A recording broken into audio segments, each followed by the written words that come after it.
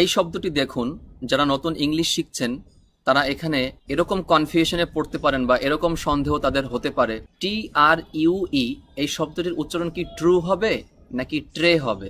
এটার উচ্চারণ ট্রু হবে। এখন আপনি কিভাবে বুঝবেন এটার উচ্চারণ ট্রু করবেন নাকি ট্রে করবেন? এখানে দুইটি ভাওয়েল এসেছে। ভাওয়েল কয়টি? AEIOU, এই 5টি হলো ভাওয়েল।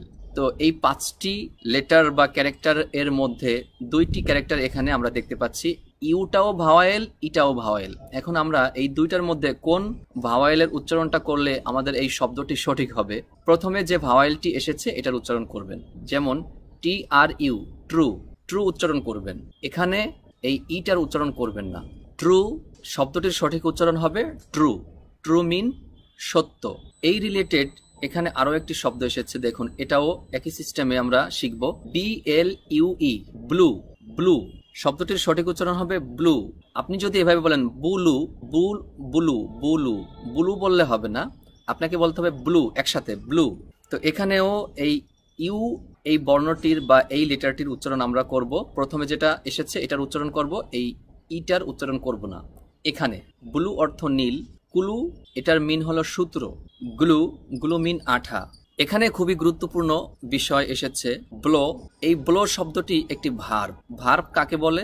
যে ওয়ার্ডগুলো দিয়ে আমরা কোনো কাজ করার অর্থ বুঝাই, যে ওয়ার্ডগুলো কাজে ব্যবহার হয়। যেমন বাতাস প্রবাহিত হওয়া, এটা একটা কাজ।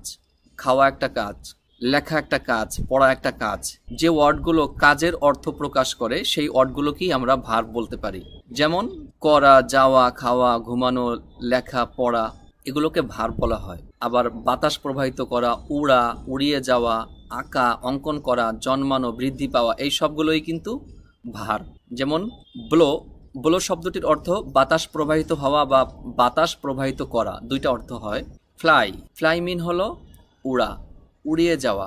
ড্র, DRAW, ড্র, ড্র মিন হলো আঁকা বা অঙ্কন করা। গ্রো, GROW, গ্রো, গ্রো মিন জন্মানো, বৃদ্ধি পাওয়া। এখানে আমরা একটি ভার্বের 2টি অংশ বা 2টি পার্ট নিয়ে এসেছি। প্রেজেন্ট ফর্মটা এনেছি আর পাস্ট ফর্মটা এনেছি। ব্লো এটা হলো ভার্বের প্রথম পার্ট বা প্রেজেন্ট ফর্ম। প্রেজেন্ট ফর্ম কাকে বলে এবং পাস্ট ফর্ম কাকে বলে এ বিষয় নিয়ে সামনের পার্টগুলোতে আলোচনা করা হবে। এখন আপাতত যেহেতু আমরা বেসিক লেভেলে আছি, আমরা এখানে প্রত্যেকটি ওয়ার্ডের সঠিক প্রোনাউন্সিয়েশন বা উচ্চারণ শিখছি বা প্রত্যেকটি ওয়ার্ডের স্পেলিং শিখছি। এজন্য আমরা ওই বিষয় নিয়ে আলোচনা এখানে করব না। এখানে যেটা আমাদেরকে আগে শিখতে হবে সেটা আপনারা আগে শিখে রাখুন, তাহলে আপনাদের ফিউচারটা ভালো হবে। BLOW, ব্লো, এই ওয়ার্ডটি যখন পাস্ট ফর্মে চলে যাবে তখন এই ওয়ার্ডটির চেহারা দেখুন এরকম হয়ে গেছে। এই শব্দটি যখন এখানে পাস্ট ফর্মে এসেছে তখন এই শব্দটির বা এই ওয়ার্ডটির চেহারা পরিবর্তন হয়ে গেছে। তখন আপনি কনফিউশনে পড়ে যান যে শব্দটি কি আমি ব্লো বলবো নাকি ব্লু বলবো নাকি ব্লে বলবো। তো এখানে মজার বিষয় হলো যে BLEW উচ্চারণটি হওয়ার কথা ছিল ব্লে, যেহেতু ই এর উচ্চারণ আমরা একারের মতো করে এসেছি। ইতে একার আমরা আগের পার্টগুলোতে শিখেছি। এখানে কিন্তু আপনার একারের মতো উচ্চারণ করলে হবে না। এখানে ই আর ডাব্লিউ এই 2টি লেটার যদি একসাথে আসে সেক্ষেত্রে ইউ এর মতো উচ্চারণ হয়ে যায়। ইউ, যে এখানে ইউ, এই 2টি লেটার ই এবং ডাব্লিউ, এই 2টি লেটার যদি কোথাও একই সাথে আসে কোনো একটি ভার্বের পাস্ট ফর্মের সাথে, মানে দ্বিতীয় পার্ট এর সাথে, একটা ভার্বের 3টা পার্ট থাকে না, যে 3টি পার্টের মধ্যে দ্বিতীয় নাম্বার পার্টে যদি এরকম কোনো অক্ষর বা বর্ণ আসে ই এবং ডাব্লিউ, তাহলে আপনারা নিঃসন্দেহে বলে দিবেন যে এই ই এবং ডাব্লিউ এই 2টি লেটার একত্রিত হয়ে একটি ইউ এর মতো উচ্চারণ হবে, একটি রস্যকার এর মতো, বাংলা ভাষায় একটি রস্যকারের মতো উচ্চারণ করতে হবে। যেমন শব্দটির উচ্চারণ হবে ব্লু, এখানে ব্লে বললে হবে না বা ব্লো বললেও হবে না। এখানে যে ব্লো এরকম উচ্চারণ করলেও হবে না, এখানে এসে এই ওয়ার্ডটির উচ্চারণ হবে ব্লু। ও এর মতো উচ্চারণ করলেও হবে না, ই এর মতো উচ্চারণ করলেও হবে না, এটার উচ্চারণ হয়ে যাবে ইউ এর মতো। এই রিলেটেড যদি আপনি এই একটা বুঝতে পারেন আপনার এই সকল ওয়ার্ড আপনার সহজ হয়ে যাবে। যেমন ফ্লাই, এই ওয়ার্ডটির প্রথম অংশ আর দ্বিতীয় অংশের সাথে কোনো মিল নাই। প্রেজেন্ট ফর্ম আর পাস্ট ফর্ম এটার সাথে কোনো মিল নাই। প্রেজেন্ট মিন হলো বর্তমানকাল আর পাস্ট মিন হলো অতীতকাল। এটা পরে শিখবো আমরা। এখানে FLY ফ্লাই, ফ্লাই মানে ওড়া, আর এখানে FLEW ফ্লু, এটার অর্থ হলো উড়েছিল বা উড়েছে, এরকম অর্থ প্রকাশ করবে, অতীতকালের অর্থ।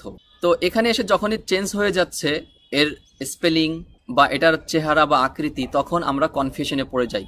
যাতে করে কখনো কনফিউশনে না পড়ে যাই, সেজন্য আমাদের অবশ্যই এই ট্রিক বা টিপসগুলো জানা থাকতে হবে, তাহলে আপনার কখনো আর স্পেলিং বা উচ্চারণে ভুল হবে না।